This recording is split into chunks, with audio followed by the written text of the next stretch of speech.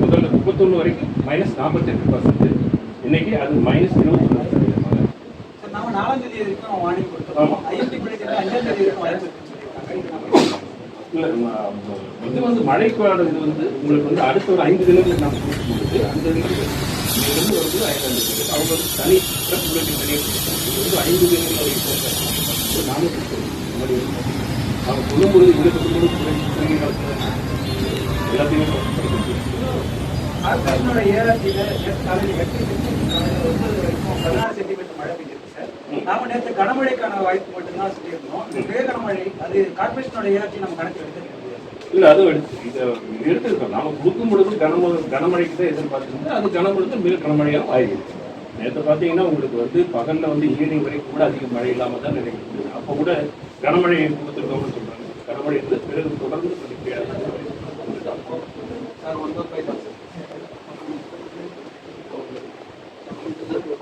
பகுதியில் இலங்கை ஒட்டியுள்ள பகுதியில் வளிமண்டல கீழடுக்கு சுழற்சி நிலவுகிறது.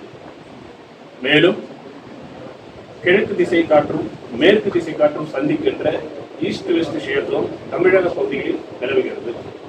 கடந்த 24 மணி நேரத்தில் சென்னை, காஞ்சிபுரம், திருவள்ளூர், செங்கல்பட்டு மாவட்டங்களில் பரவலாக மழை பெய்துள்ளது. ஓரிரு இடங்களில் கன முதல் மிக கனமழை பெய்துள்ளது.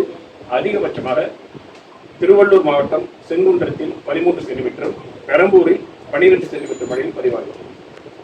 அடுத்த ஒரு 3 தினங்களை பொறுத்தவரையில் தமிழகம், புதுவை, காரைக்கால் பகுதிகளில் அநேக இடங்களில் மிதமான மழை பெய்யக்கூடும். கனமழை பொறுத்தவரையில் அடுத்த ஒரு 24 மணி நேரத்திற்கு சென்னை, திருவள்ளூர், காஞ்சிபுரம், செங்கல்பட்டு, ராணிப்பேட்டை, திருப்பத்தூர், திருவண்ணாமலை ஆகிய மாவட்டங்களில் ஓரிரு இடங்களில் கன